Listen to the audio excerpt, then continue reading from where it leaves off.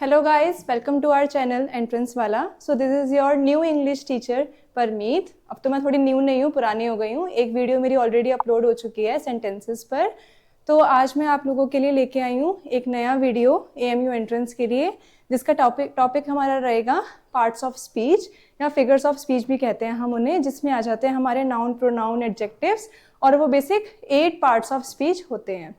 तो अब हमने एक चीज़ सोची है कि अब हम जब भी कोई भी टॉपिक स्टार्ट करेंगे तो एट द एंड हम उस टॉपिक के बारे में एक नया फैक्ट जानेंगे जो कि ज़्यादातर बच्चों को नहीं पता होते हैं इंग्लिश के बारे में. उस टॉपिक से रिलेटेड ही वो फैक्ट्स होंगे, और साथ में हम थोड़ा सा होमवर्क सेशन भी रखेंगे जिसमें आपको कुछ सर्च करना होगा और हमें कमेंट्स में कमेंट करके बताना होगा. तो लाइक और सब्सक्राइब कीजिएगा चैनल को. उसके बाद हम आगे बढ़ेंगे, और भी वीडियोस आएंगी और भी अपने MCQs आएंगे आप लोगों के लिए, जो कि आप लोगों के लिए बहुत हेल्पफुल रहने वाले हैं. ठीक है जी. तो आज का जो हमारा टॉपिक रहेगा वो है पार्ट्स ऑफ स्पीच. तो आज जो टॉपिक्स हम कवर करेंगे उसमें आ जाएगा parts of speech, its types, और बेसिक जो पहला पार्ट्स ऑफ स्पीच होता है वो हमारा नाउन होता है. तो हम आज पूरा जो नाउन है उसको डिटेल में पढ़ने के बाद फिर हम उसके MCQs देखेंगे कि नाउन के बेस्ड कौन कौन से MCQs हमारे एग्जाम में आ जाते हैं. राइट. तो नाउन हो गया, और उसके बाद हमारे टाइप्स ऑफ नाउन हो गए, कितने टाइप्स के हमारे नाउन हैं और हम हर नाउन को किस तरह से क्लासिफाई करते हैं, हर किसी सेंटेंस में किस तरह से किस नाउन को क्लासिफाई किया जाता है. चलिए जी, अब हम अपने सेशन को बिगिन करते हैं. सबसे पहले हम देखते हैं कि पार्ट्स ऑफ स्पीच होते क्या हैं और हम उनको डिफाइन कैसे करते हैं.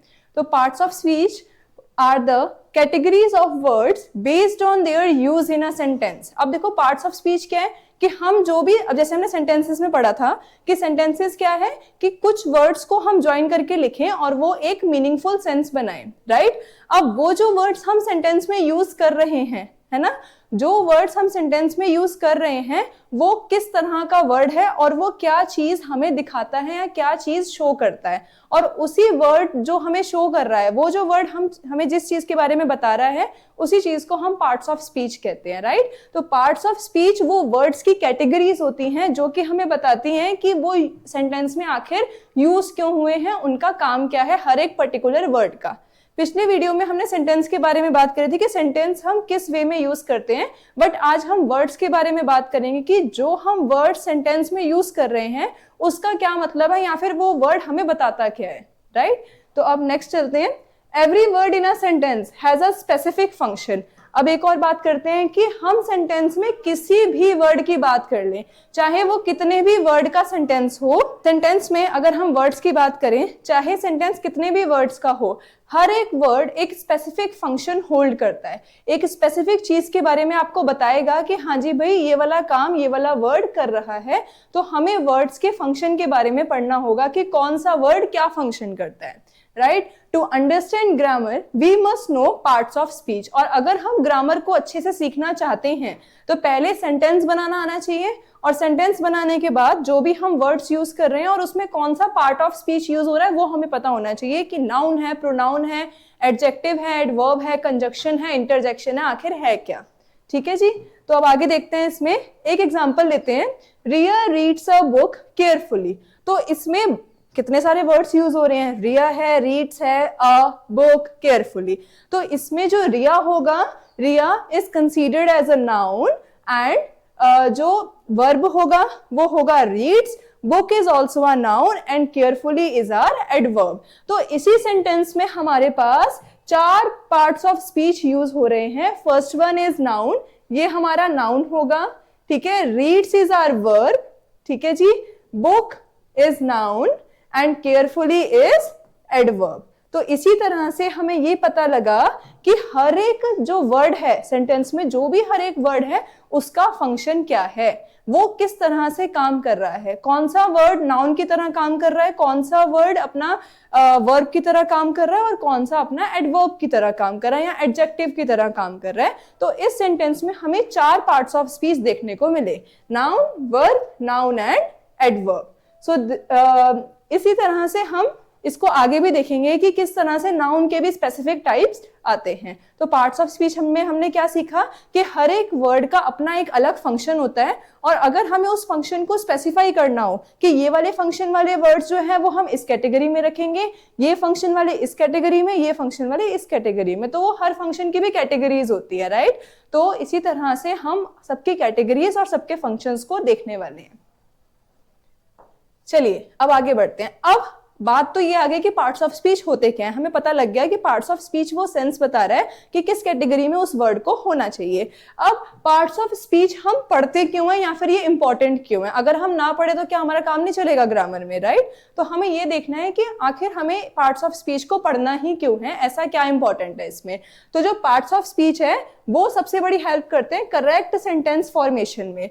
अगर हम पार्ट्स ऑफ स्पीच को ध्यान से यूज ना करें तो जो हमारी सेंटेंस की फॉर्मेशन है वो इनकरेक्ट हो जाएगी। अगर हम वर्ब, एडवर्ब, नाउन को ठीक से यूज ना करें, कहाँ पे कौन सा वाला नाउन यूज होगा, कहाँ पे कौन सी वर्ब यूज होगी, कौन सा एडवर्ब यूज होगा, तो अगर हम उसको केयरफुली ना लगाएं तो हमारी सेंटेंस की फॉर्मेशन बिल्कुल बेकार हो जाएगी, कोई फायदा नहीं रहेगा सेंटेंस बनाने का। तो इसीलिए पार्ट्स ऑफ स्पीच बड़ा इंपॉर्टेंट हो जाता है। आगे एरर करेक्शन में अब ऐसे भी कई क्वेश्चंस आते हैं, ये तो मोस्ट इंपॉर्टेंट टॉपिक आ गया हमारा कि एरर करेक्शन हमारे एग्जाम में आते हैं। उसमें क्या होगा कि आपको एक सेंटेंस दिया जाएगा और उसमें कोई एक एरर होगा, तो आपको वो एरर पहचानना है और उसके बाद उसकी जगह पे सही वर्ड को गेस करके एमसीक्यूज में उसे टिक करना होगा, राइट। तो ये एरर करेक्शन जो है मोस्ट इंपॉर्टेंट क्वेश्चंस हो जाते हैं हमारे एमयू एग्जाम के पॉइंट ऑफ व्यू से।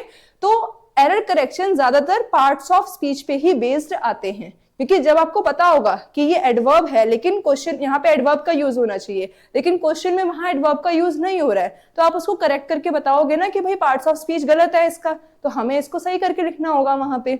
आगे आ जाते हैं, ये हमारी राइटिंग को इंप्रूव करता है। राइटिंग इन द सेंस कि सेंटेंस लिखने का तरीका, कि किस तरह से जो हम सेंटेंस का फॉर्मेशन कर रहे हैं वो हमारी राइटिंग किस तरह से इंप्रूव हो रहा है। आगे स्पीकिंग, सबसे इंपॉर्टेंट चीज कि हमें सबको इंग्लिश लिखनी तो बहुत अच्छी आती है बट स्पीकिंग में हम कंफ्यूज हो जाते हैं कि कहाँ पे किस तरह से क्या यूज करना है। तो पार्ट्स ऑफ स्पीच अगर हमें क्लियर होंगे, अगर हमें सेंटेंस का फॉर्मेशन अच्छे से आता होगा तो हमारी जो स्पीकिंग स्किल्स हैं वो भी काफी इंप्रूव हो जाती हैं, राइट। और अगला आ जाएगा ग्रामर एक्यूरेसी। एक्यूरेसी का मतलब होता है कि सही होना, एक्यूरेट होना, है ना। तो जितना हम इसके बारे में नॉलेज गेन करेंगे उतनी हम ग्रामर एक्यूरेसी को समझ पाएंगे और उसको सही लिख पाएंगे या बोल पाएंगे। तो ये बड़ा इंपॉर्टेंट पॉइंट हो गया हमारा पार्ट्स ऑफ स्पीच से रिलेटेड। अब इसमें हम आगे जाते हैं, अगला आ गया। अब देखो पार्ट्स ऑफ स्पीच हमने पढ़ लिया, वर्ड्स जो स्पेसिफिक फंक्शन परफॉर्म कर रहे हैं उसको हम एक कैटेगरी में डालते हैं। अब उन 8 पार्ट्स ऑफ स्पीच के बारे में पढ़ना है हमें एक एक करके कि आखिर कौन सा वर्ड किस कैटेगरी को बिलोंग करता है। तो there are 8 main parts of speech, तो उसको हम एक एक करके देखेंगे। फर्स्ट हो गया noun, pronoun, verb, adjective, adverb, prepositions, conjunctions and interjection. तो ये हमारे 8 पार्ट्स ऑफ स्पीच हो गए जिनको 1 बाय 1 हम एक एक वीडियो में देखेंगे। तो आज हम जिसके बारे में पढ़ने जा रहे हैं वो हमारा पार्ट ऑफ स्पीच होगा नाउन। ये हमने बचपन से पढ़ा है, noun is the place of a name, animal, तो ये हम बचपन से पढ़ते आ रहे हैं कि जो नाउन है is the name of a place, animal, thing etcetera. But आज हम इसको डिटेल में देखेंगे कि किस तरह से जो नाउन है उसको हम क्लासिफाई करते हैं उसके टाइप्स के अंडर ही, राइट। तो अब ये देखेंगे हम, ठीक है जी। अब ये उसकी डेफिनेशन आगे, बड़ी फेमस डेफिनेशन है, सबने पढ़ी है, फर्स्ट क्लास से हमें सिखाई जाती है, यूकेजी क्लास से, कि a noun is the name of a person, place, thing और एन आइडिया और फीलिंग। अब इसमें एक और नई चीज ऐड हो गई है कि जो नाउन है वो पर्सन, प्लेस, एनिमल, थिंग के अलावा भी आइडिया और फीलिंग को भी हम एज अ नाउन कंसीडर कर सकते हैं, ठीक है जी। एग्जांपल्स में देखिए, Ram is a example of person, Delhi is a example of place, book is an example of thing and honesty is an example of a idea, right. तो इस तरह से हम इनको कंसीडर करते हैं नाउन को, किन किन में, पर्सन, प्लेस, थिंग, कोई भी आइडिया या फिर कोई भी फीलिंग। ये मैं आपको नाउन के टाइप्स में बताऊंगी कि आइडिया और फीलिंग वाले नाउन किस कैटेगरी में आते हैं, ठीक है जी। इसमें हम आगे बढ़ेंगे, ठीक है। अब हमें ये देखना है, नाउन का पता लग गया कि नाउन क्या है। जब हम किसी भी पर्सन, प्लेस, थिंग, आइडिया और फीलिंग के बारे में हम किसी को डिफाइन करते हैं या फिर सेंटेंस में यूज करते हैं। अब जो नाउन होते हैं वो मेन 5 टाइप्स के होते हैं, ठीक है। There are 5 main types of noun, ठीक है जी। उसके अंदर कौन कौन से नाउन आएंगे हमारे? First one is proper noun, common noun, collective noun, material noun and abstract noun, ठीक है जी। Proper, common, collective, material and abstract noun. अब हमें इनको वन बाय वन देखना है कि इनका क्या रोल है सेंटेंस में, और जो इनका रोल है हम उसको किस तरह से कैसे सेंटेंसेस में यूज कर रहे हैं, ठीक है जी।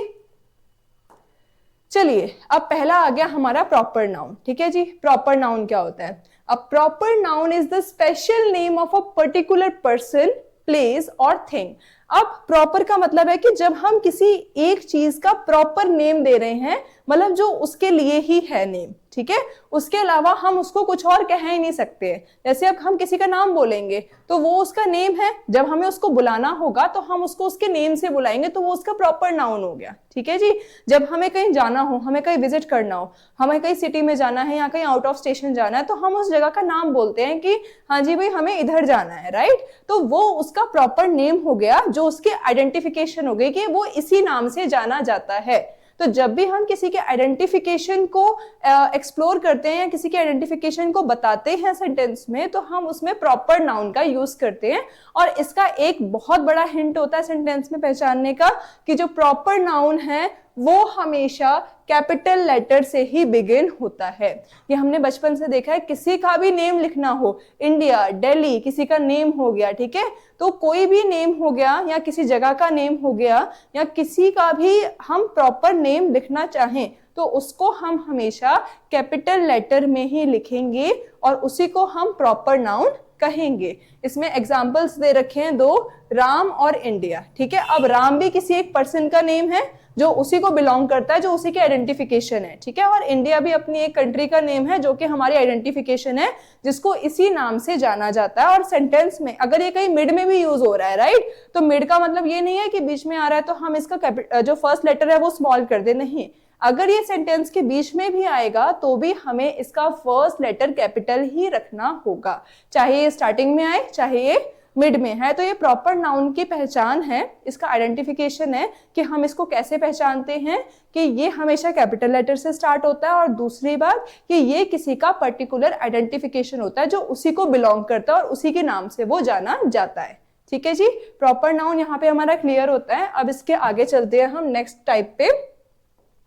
नेक्स्ट टाइप आ गया हमारा कॉमन नाउन, ठीक है जी। अब कॉमन नाउन क्या है? A common noun is a general name of a person, place और thing. It does not begin with a capital letter. अब देखो, कॉमन नाउन ना हमें एक तरह से किसी भी चीज की जनरल नेम के बारे में बताता है, कैटेगरी के बारे में बताता है। जैसे कि यहाँ पे बॉय लिखा है एग्जाम्पल में, राइट। अब यहाँ पे बॉय है तो क्या बॉय किसी का प्रॉपर नाउन होता है? नहीं होता। बॉयज हैं, ठीक है, तो अब बॉयज के अंदर हम बहुत सारे नेम्स ले सकते हैं, ठीक है, इनफाइनाइट नेम्स हैं। जितने इंसान हैं इस दुनिया में उतने उसके नेम होंगे, उतना उसका प्रॉपर नाउन होगा।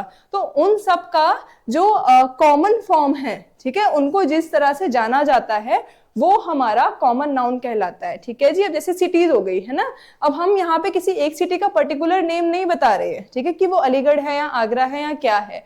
हम यहाँ पे एक कॉमन चीज बोल रहे हैं कि हाँ भाई हम किसी सिटी में घूमने जाएंगे या फिर कोई भी सिटी है, हम उसके बारे में XYZ कोई भी बात कह रहे हैं, तो ये हमारा कॉमन नाउन में आता है जब हम किसी का जनरल नेम को यूज करते हैं। कोई भी पर्सन हो गया, कोई भी थिंग हो गया, कोई भी अपना कोई भी सिटी हो गया, कोई भी प्लेस हो गया, राइट। तो ये कॉमन नाउन क्या होते हैं? जब हम किसी के जनरल नेम के बारे में बताते हैं। और इसका दूसरा पॉइंट क्या होगा कि ये जरूरी नहीं है कि हम कैपिटल लेटर से बिगिन करें, ये कभी भी कैपिटल लेटर से बिगिन नहीं होता है। अगर प्रॉपर नाउन होगा तो वो फॉर श्योर कैपिटल लेटर से बिगिन होगा, चाहे वो हम सेंटेंस के बीच में लिखे या स्टार्टिंग में लिखे, बट कॉमन नाउन हमारा कभी भी कैपिटल लेटर से बिगिन नहीं होता है। तो हमने 2 टाइप पढ़े अभी, प्रॉपर नाउन जिसमें हम किसी की पर्सन के आइडेंटिफिकेशन के बारे में एक नाम बता रहे हैं, और दूसरा हमने पढ़ा कॉमन नाउन जिसमें हम जनरल नेम के बारे में बात करते हैं, जनरल क्लासिफिकेशन के बारे में बात करते हैं किसी भी चीज की, ठीक है जी।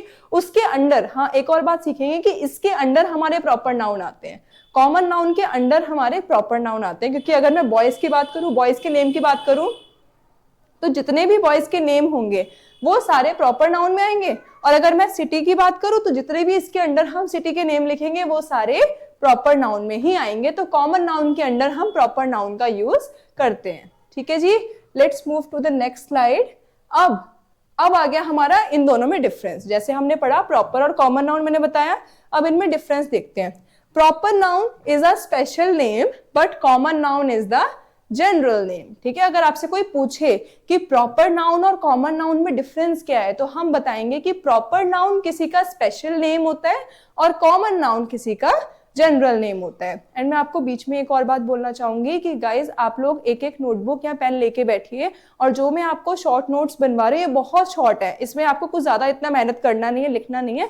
बस एक बार जब आप इनके पॉइंट्स लिख लेंगे तो बाद में आपको जब रिवाइज करना होगा तो ये फायदा होता है, जब हमारी अपनी हैंड राइटिंग में हमने लिखा होता है ना अपने तरीके से, तो वो हमें जल्दी याद होता है या जल्दी रिवाइज होता है। तो आप लोग प्लीज आज से जब भी आप इंग्लिश की क्लास अटेंड करें तो अपना एक नोटबुक और पेंसिल लेके बैठिएगा, तो और जो भी मैं इंपॉर्टेंट टॉपिक्स बताऊंगी लिखने के लिए वो आप लिखते चलिएगा, क्योंकि वो आगे जाके रिवाइज करने में जरूरी होएगा हमारे लिए, उससे जल्दी रिवाइज हो जाएगा। राइट, तो अब हमने क्या पढ़ा था, प्रॉपर वर्सेस कॉमन नाउन। तो प्रॉपर नाउन में हमने क्या सीखा कि प्रॉपर नाउन होता है स्पेशल नेम और कॉमन नाउन होता है जनरल नेम। ठीक है जी, आगे इसके एग्जाम्पल्स गिवन है कुछ, रिया, आगरा, गंगा, ये सब। जैसे रिया है इसका कॉमन नाउन क्या होगा, गर्ल। आगरा है इसका कॉमन नाउन क्या होगा, सिटी।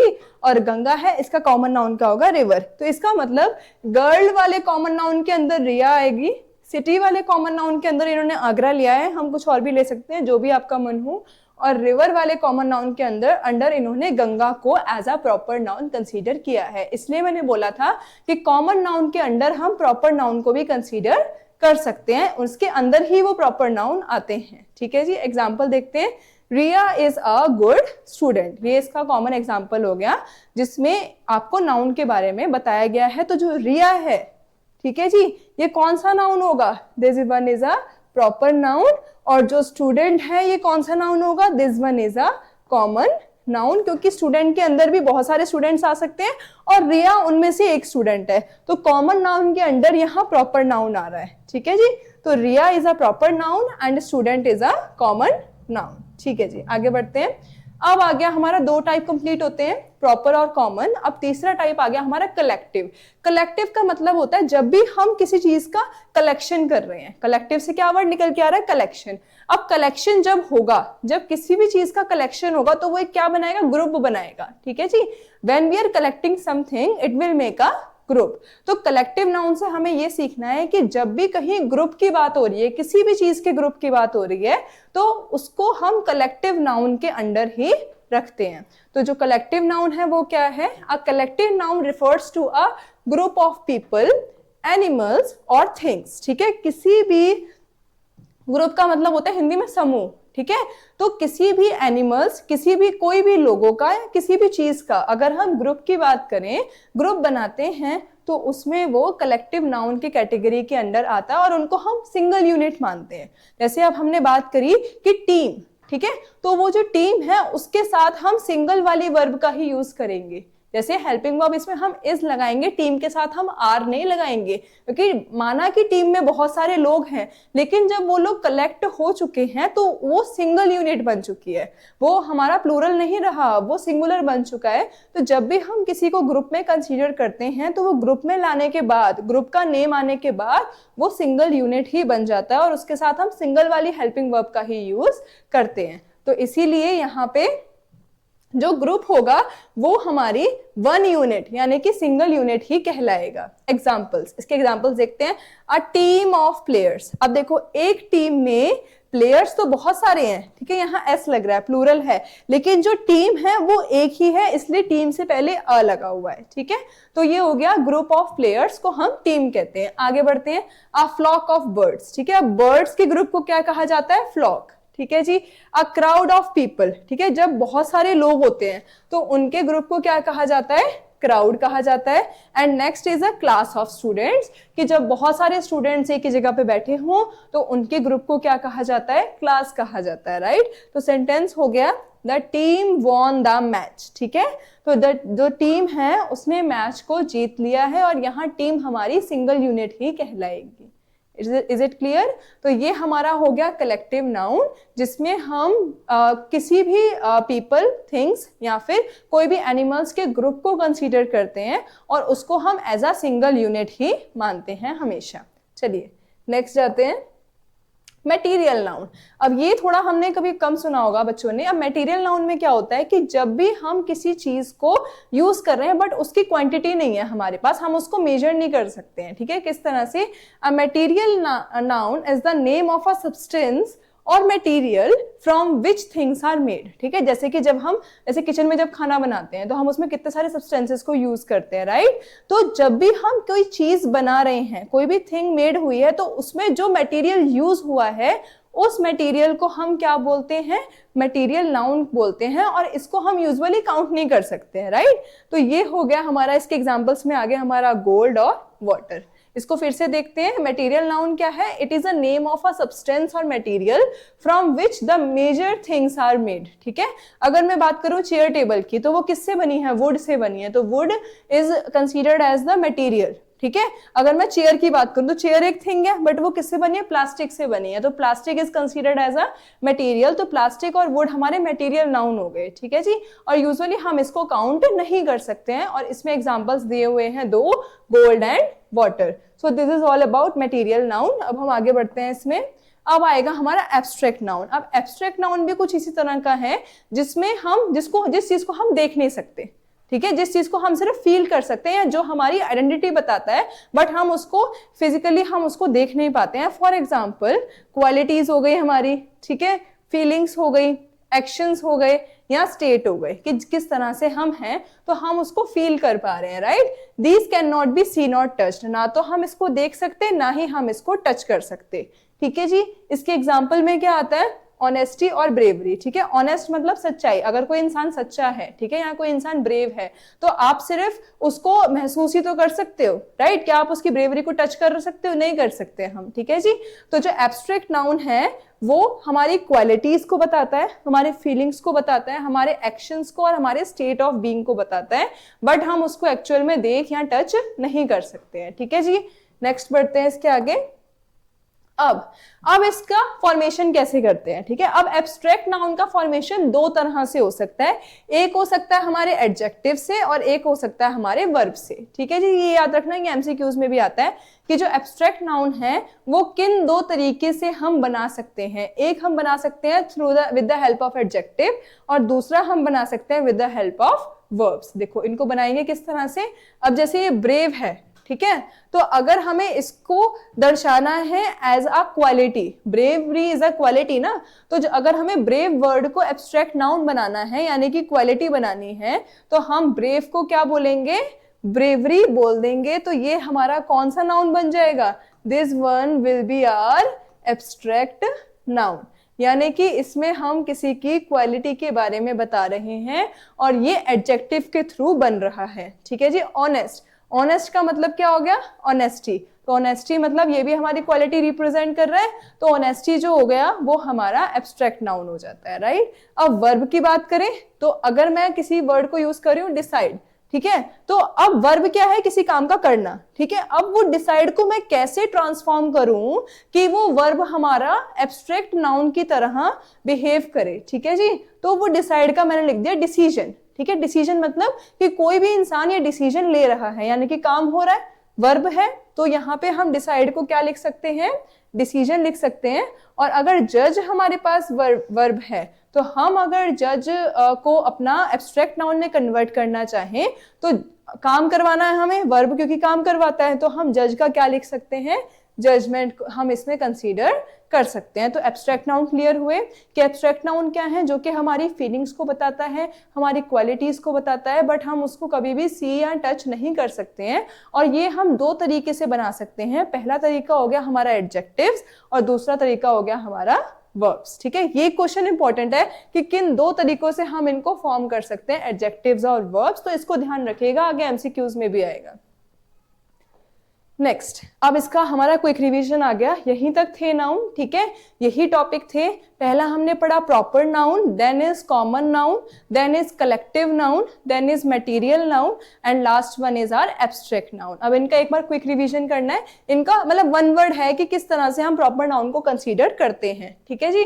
तो प्रॉपर नाउन हमारा हो गया स्पेशल नेम, बताया था किसी भी इंसान का या किसी भी एनिमल या थिंग या फिर अपने जगह का स्पेशल नेम हो गया, राइट। और उसके बाद कॉमन नाउन में हम कंसीडर करते हैं जनरल नेम, जो जनरल कैटेगरी बताता है कि हाँ भाई जो प्रॉपर नाउन है वो इस कैटेगरी में आएगा, ठीक है जी, जो प्रॉपर नाउन है वो इस कॉमन नाउन की कैटेगरी में आएगा। And then is the collective noun, collective मतलब ग्रुप, जब बहुत सारे लोगों को हम सिंगल ग्रुप में रखते हैं तो वो हमारा कलेक्टिव में आता है। मटेरियल नाउन जो सब्सटेंस है या मटेरियल है जो किसी थिंग को बनाने में हम यूज करते हैं, राइट, तो वो मटेरियल नाउन में आ गया। और the last one is the abstract noun, जिसमें हम किसी की क्वालिटी, किसी की फीलिंग को दर्शाते हैं और इसको हम सी या टच नहीं कर सकते हैं। तो यहाँ तक था हमारा नाउन का, ठीक है। अभी वो मत भूलिएगा, जो हमें लास्ट में एक फैक्ट पढ़ना है वो भी बताऊंगी मैं आपको, बट उससे पहले हम कुछ एमसीक्यूज देखेंगे इससे रिलेटेड।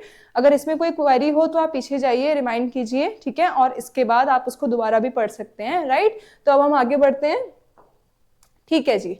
अब हमें देखने हैं इसके कुछ एमसीक्यूज, ठीक है, एक एक करके मैं हर एक ऑप्शन के बारे में समझाऊंगी कि ये वाला क्यों नहीं होना चाहिए, right.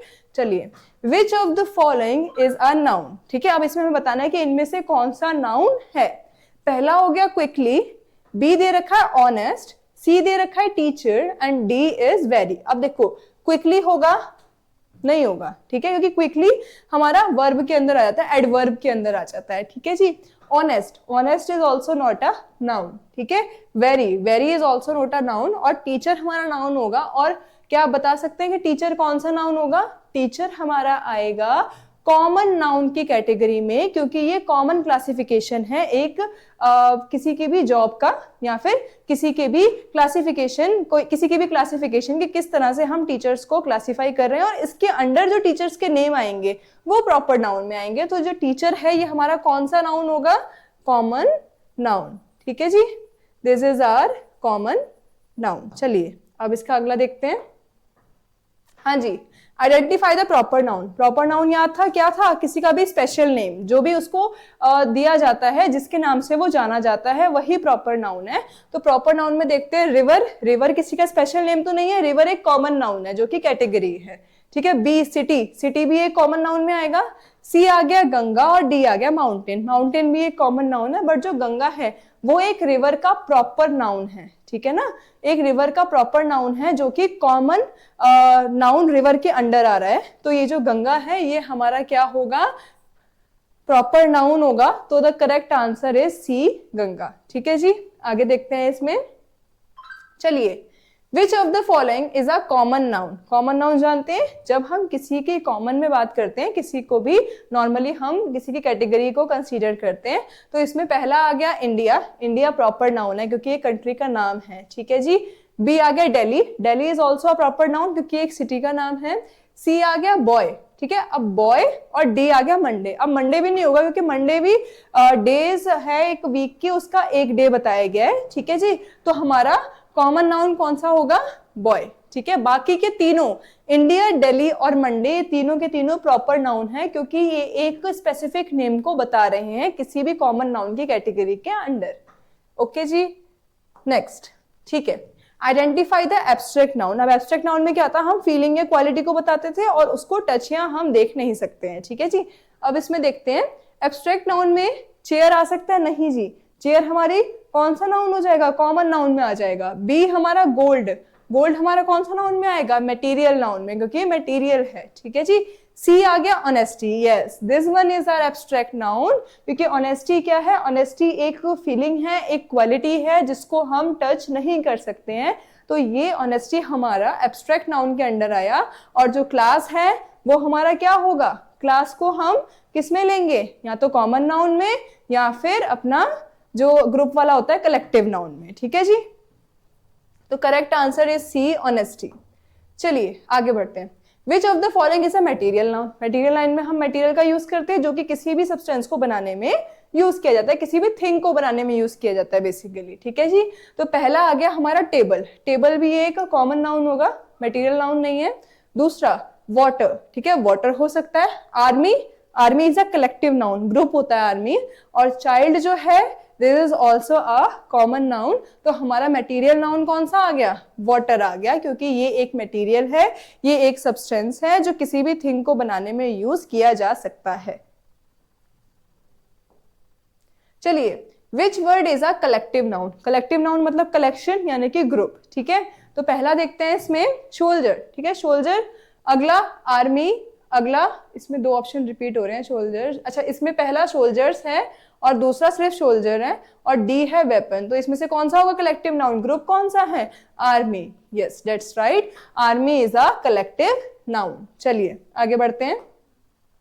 The word childhood is a, अब ये बताइए चाइल्डहुड क्या होगा? चाइल्डहुड में पहला ऑप्शन है कॉमन नाउन, ठीक है, कॉमन नाउन होगा। अगला ऑप्शन है प्रॉपर नाउन, प्रॉपर नाउन होगा। तीसरा है मटेरियल नाउन और चौथा है एब्स्ट्रैक्ट नाउन। तो चाइल्डहुड जो है वो एक तरह से एक टाइम पीरियड बता रहा है, ठीक है, कि जितने टाइम के लिए जो बच्चा है वो चाइल्ड रहता है उस ड्यूरेशन को चाइल्डहुड कहा जाता है। तो क्या हम चाइल्डहुड को टच या फील कर सकते हैं? नहीं कर सकते हैं, ठीक है। तो चाइल्डहुड हम फील कर सकते हैं, सॉरी, टच नहीं कर सकते हैं उसको। तो childhood is the abstract noun, ठीक है। चाइल्डहुड एक फीलिंग है, ठीक है। जब हम छोटे होते हैं, हमारा बचपन, बचपन को बेसिकली चाइल्डहुड कहा जाता है। तो बस हम उसको फील कर सकते हैं, लेकिन अगर हम चाहें कि हम उसे टच करें जाके, या उसको वापस से पीछे जाके देख लें, तो वो हम देख नहीं सकते हैं, ठीक है। बस हम उसको फील कर सकते हैं कि हाँ भाई चाइल्डहुड हमारा ऐसा था। तो ये हमारा एब्स्ट्रैक्ट नाउन के अंडर आएगा, ये हमारा कॉमन नाउन या प्रॉपर नाउन के अंडर या मटेरियल नाउन के अंडर में नहीं आएगा, ठीक है जी। अगला देखते हैं, identify the noun in the sentence. अब ये पूरा सेंटेंस है रिया लव्स म्यूजिक, तो हमें इसमें नाउन को फाइंड करना है कि इनमें से कौन सा वर्ड नाउन होगा, ठीक है जी। First one is loves, loves noun नहीं है, फीलिंग है एक, ठीक है। रिया, रिया हमारा नाउन होगा। लव्स म्यूजिक भी नाउन नहीं होगा, और लव्स रिया भी नाउन हमारा नहीं होगा। तो जो हमारा नाउन है वो हमारा सिर्फ रिया ही होगी, जो कि एक कौन सा नाउन है? जो कि एक प्रॉपर नाउन है, क्योंकि ये किसी पर्सन का नेम है प्रॉपर, ठीक है, किसी गर्ल का नेम बता रहे हैं, ठीक है जी। आगे देखते हैं। हाँ जी, which noun always begins with a capital letter? कौन सा नाउन है जिसको हम हमेशा कैपिटल लेटर से ही स्टार्ट करते हैं, चाहे वो सेंटेंस के मिड में आ रहा हो या सेंटेंस के स्टार्टिंग में आ रहा हो? This one is the proper noun, ठीक है जी, क्योंकि ये किसी भी पर्सन या थिंग या प्लेस का एक पर्टिकुलर नाम होता है। तो इसकी पहचान ही यही है, प्रॉपर नाउन की पहचान ही यही है कि हम इसको हमेशा ही कैपिटल लेटर से बिगिन करेंगे, चाहे इसकी सेंटेंस में पोजीशन कोई सी भी हो, स्टार्टिंग में यूज हो रहा है, मिड में यूज हो रहा है, एंड में यूज हो रहा है, डजंट मैटर। आपको प्रॉपर नाउन यानी कि किसी का नाम हमेशा फर्स्ट लेटर कैपिटल लेटर से ही स्टार्ट करना होगा, ठीक है जी। आगे देखते हैं, which of the following is not an abstract noun? जो कि एक फीलिंग नहीं है, ध्यान रखिएगा, नॉट एन एब्स्ट्रैक्ट नाउन, ठीक है जी। तो पहला आ गया happiness, happiness is a feeling ना, तो हम इसको एब्स्ट्रैक्ट नाउन में ही देखेंगे। अगला आ गया ब्रेवरी, ब्रेवरी भी हमारी एक क्वालिटी है, ये भी एब्स्ट्रैक्ट नाउन में ही आएगा। फ्रीडम और बुक, फ्रीडम भी एक हमारी फीलिंग है कि हम हमारे पास फ्रीडम है, ये हमारी फीलिंग है, तो ये भी एब्स्ट्रैक्ट नाउन में आएगा। अब जो बुक है वो हमारा कॉमन नाउन में आ जाएगा, this one is not an abstract noun. तो जो बुक है वो कॉमन नाउन में है, इसके अंदर कोई भी बुक का नाम ले लेंगे तो वो प्रॉपर नाउन की कैटेगरी में आ जाएगा, ठीक है जी। तो ये हमारा जो एब्स्ट्रैक्ट नाउन है जो नहीं होगा वो होगा हमारा बुक। चलिए आगे देखते हैं, identify the type of noun, ठीक है। यहाँ पे भी एक सेंटेंस गिवन है, उसमें हमें उस नाउन का टाइप बताना है कि कौन सा टाइप ऑफ नाउन यहाँ यूज हो रहा है। The sentence is the crowd was cheering, ठीक है, जो क्राउड है वो चीयर कर रही है किसी के लिए, ठीक है। चीयर मतलब जानते हो, किसी को सपोर्ट कर रही है बोलकर, चीयर करके, ठीक है जी। तो अब पहला आ गया कॉमन नाउन, तो बेसिकली नाउन तो यही होगा द क्राउड। तो जो क्राउड है हम क्या उसको कॉमन नाउन में ले सकते हैं? नहीं, क्योंकि एक कॉमन कैटेगरी है ही नहीं है, ठीक है जी। प्रॉपर नाउन किसी का नेम नहीं है, नहीं होगा। तीसरा हो सकता है इसका कलेक्टिव नाउन। क्यों? क्योंकि जो क्राउड है, मैंने ये उसके एग्जांपल में भी था, कलेक्टिव नाउन जब पढ़ाया था तो कलेक्टिव नाउन के एग्जांपल में भी था कि crowd is a collection of people. जब बहुत सारे लोग एक जगह इकट्ठा हो जाते हैं, राइट, ठीक है, तो उसको हम क्राउड कहते हैं। तो वो ग्रुप हो गया, पीपल का ग्रुप हो गया, तो उसको हमने क्राउड बोला। तो इसीलिए ये हमारा कलेक्टिव नाउन की कैटेगरी में ही आएगा। और मटेरियल नाउन ये नहीं होगा क्योंकि ये कोई चीज नहीं है, कोई मटेरियल नहीं है। This is a group and the group of people, a group of large number of people is known as crowd. ठीक है जी, नेक्स्ट देखते हैं। हाँ जी, abstract noun are formed from. अब एब्स्ट्रैक्ट नाउन किन किन दो चीजों से बनते हैं, ये भी हमने पढ़ा था स्टार्टिंग में, राइट, कि एब्स्ट्रैक्ट नाउन हम किन दो और फॉर्म से बना सकते हैं। ओके जी, पहला ओनली नाउन्स, नहीं, जो एब्स्ट्रैक्ट नाउन है वो सिर्फ नाउन से नहीं बनते हैं। दूसरा ओनली प्रोनाउंस, ठीक है, सिर्फ प्रोनाउन से बनते हैं, नहीं।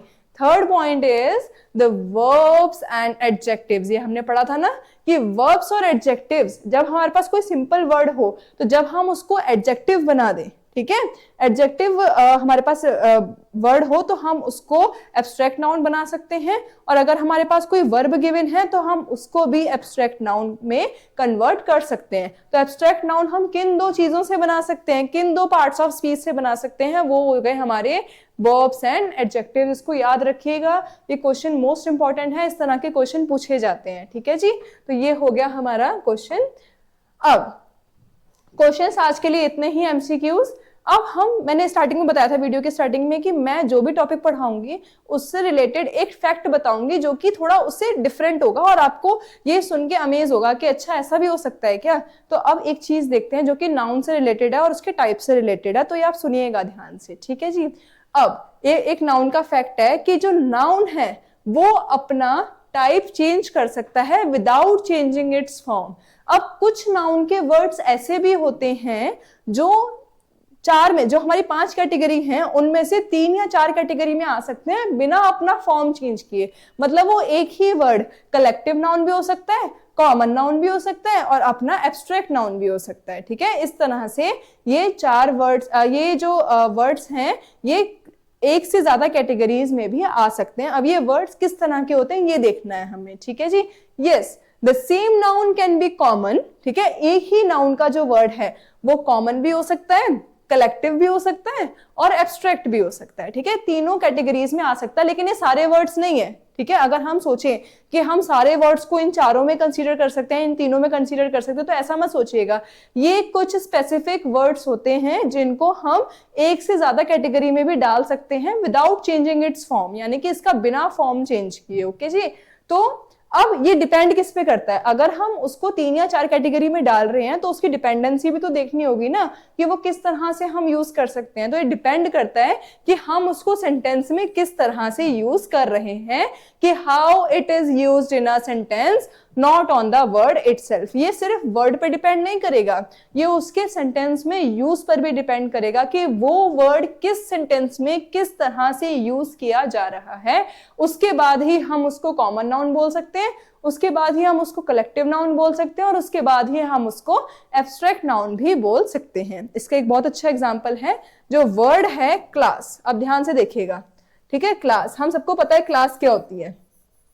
ठीक है, class is basically the group of students. तो ये तो हमें पता है कि कलेक्टिव नाउन के अंदर तो आएगा ही आएगा। क्यों? क्योंकि हमने देखा था कि जब हम बहुत सारे स्टूडेंट्स का ग्रुप बना दें तो ये कलेक्शन हो गया, तो ये हमारा कलेक्टिव नाउन के अंडर आ गया। तो कलेक्टिव नाउन तो ये बिना किसी डाउट के है कि हाँ जी ये कलेक्टिव नाउन तो है ही है। अब ये कॉमन और एब्स्ट्रैक्ट कैसे होगा वो देखते हैं। ठीक है, द क्लास इज नॉइजी। ठीक है, जो क्लास है वो बहुत ज्यादा नॉइजी है, राइट, तो ये कलेक्टिव नाउन तो होगा ही। अब अगला सेंटेंस देखो, the class was held in room 10। ठीक है, कि जो क्लास हो रही थी, ठीक है, जो कोई किसी को पढ़ा रहा है, जो टीचर बच्चों को पढ़ा रहा है, वो क्लास चल रही है। कौन से रूम में चल रही है? रूम नंबर 10 में। तो यहाँ पे जो क्लास है वो कौन से नाउन की तरह यूज होगी?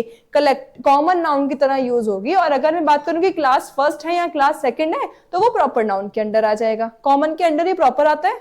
तो अगर मैं बात करूं कि क्लास फर्स्ट पढ़ रही है, क्लास सेकंड पढ़ रही है या क्लास थर्ड पढ़ रही है तो वो प्रॉपर नाउन में आ जाएगा। बट वैसे नहीं हम मानते उसको, लेकिन जब हम क्लास को इस तरह से यूज करेंगे सेंटेंस में कि वो कॉमन नाउन बने, तब हम इसके अंदर प्रॉपर नाउन भी लेकर आ सकते हैं। ठीक है जी, अब आगे, he showed great class in his behaviour. Class मतलब जानते हो, एक बिहेवियर में एक क्लास होता है। जब हमें ये तो पता है एब्स्ट्रैक्ट नाउन जो है वो बिहेवियर, क्वालिटी या फीलिंग को बताता है, राइट। तो क्लास हो गया एकदम क्लासी, जब हम कहते हैं ना एकदम क्लासी लुक है या एकदम बहुत अच्छा है जो भी है, ठीक है। तो एक बिहेवियर में एक क्लासी लुक होता है, एक क्लास होता है हर किसी का, ठीक है।